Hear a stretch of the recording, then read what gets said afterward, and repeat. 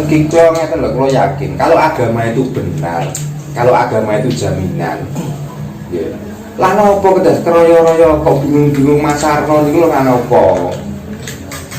Kalau memang agama itu bagus, gak usah dipasarkan, gak usah dipaksa-paksakan. Kadang yang mengikuti. Tapi contohnya, atau nyatanya, agama ini kan dipaksakan loh. Dipaksakan harus masuk, harus diikuti. Nah ada apa sebenarnya?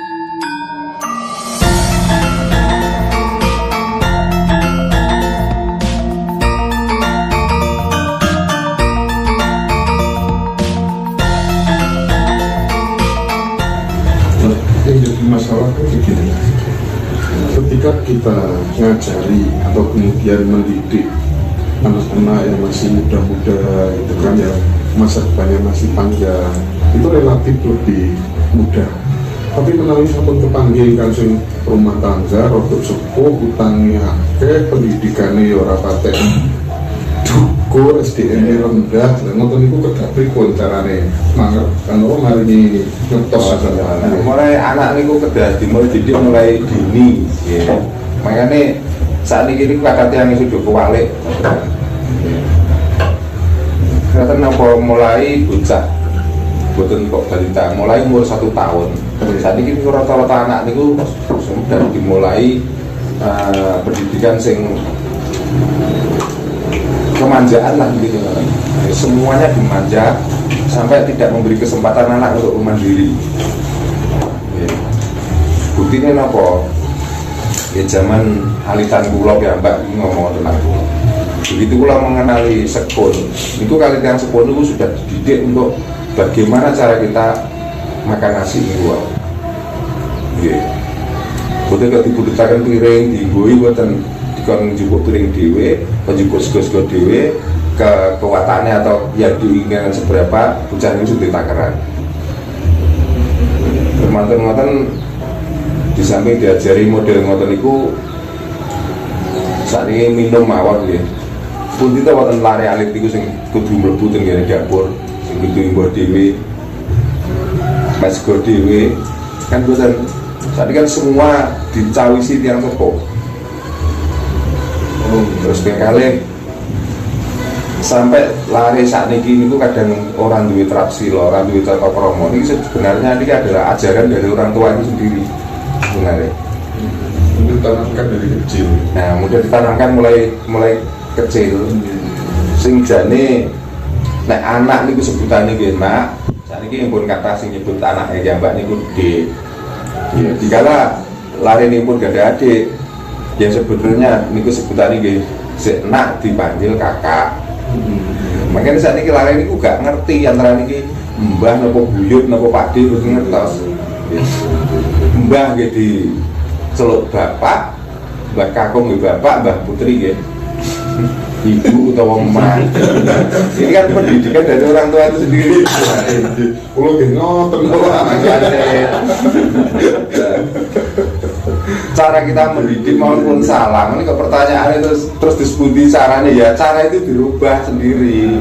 Biar apa? Biar anak ini mengenali jati dirinya, dia paling boten itu dididik mandiri, terus kadang-kadang paling boten tata krama sopan santun. Terus di saat anak sudah masuk umur balita, ya, pendidikan orang tua sekarang terus dilupakan. Ya. Setiap umur balita diserahkan orang lain untuk mendidik.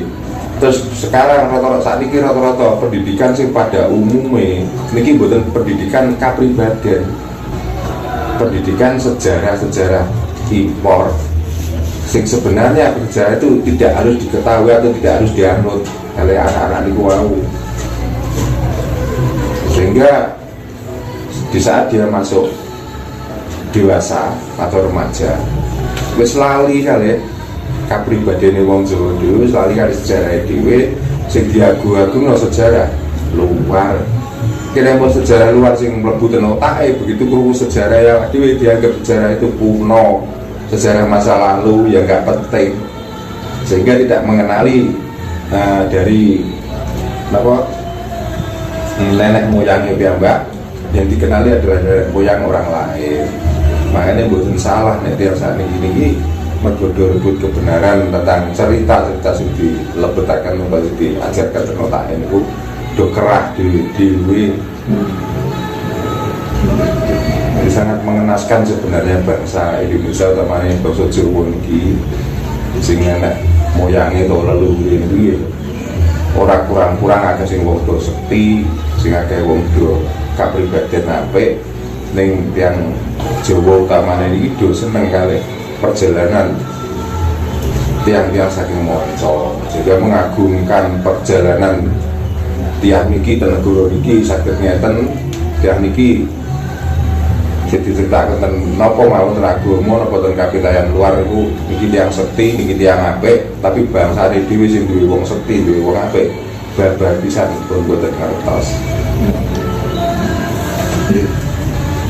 Terus ngeten Pak, sejatosipun nih versi Pak Darno nih antara Islam kalau kejawen itu tumbuh ketemu tutup nopo mboten asline menurut panjenengan.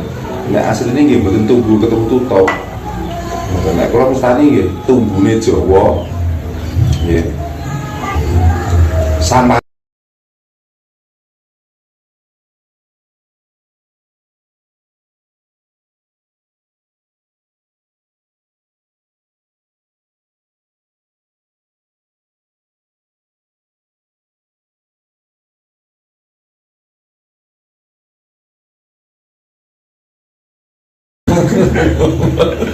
dan tatanan gitu ngeten iki.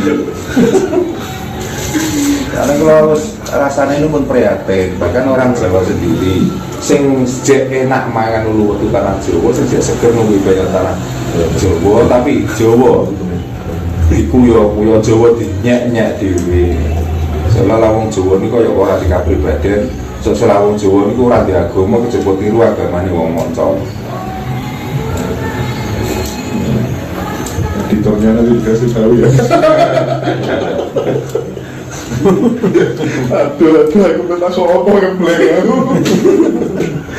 Aduh, Pak berarti panjenengan yakin sepenuhnya bahwa memang ajaran adiluhur Jawa itu memang lebih berkualitas dibanding dengan agama-agama yang masuk ke Nusantara. Ini sampun jelas toh ya. Seandainya teng Jawa niki tanpa enten ajaran adiluhur. Untuk nopo toh agama ini berebutan masuk ke Jawa ini enten nopo? Apakah itu mau siar? Apakah akan meluruskan bahwa orang Jawa itu keliru? Kira-kira ngoten napa disebut wong nyatane setiap mriki niku agama setiap berbet mriki niku disami ngetutaken tata carane wong Jawa. Sing dimaksud sembahyang itu wau. Tiang Kristen berbutuh gereja nggih namine sembahyang, tiang Islam berbutuh musala nggih sembahyang. Nah, sinten sing gadah sembahyang niku? Sing gadah sembahyang kan namung tiang Jawa. Lihat-lihat kan boten.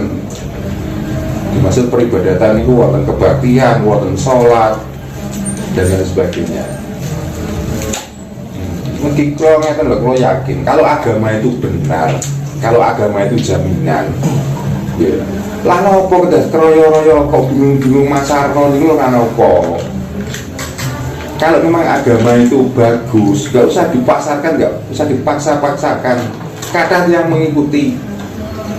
Tapi contohnya, atau nyatane, agama ini kan dipaksakan loh. Dipaksakan harus masuk, harus diikuti. Nah, ada apa sebenarnya? Apakah ini kebenaran atau pembodohan? Pun mawon.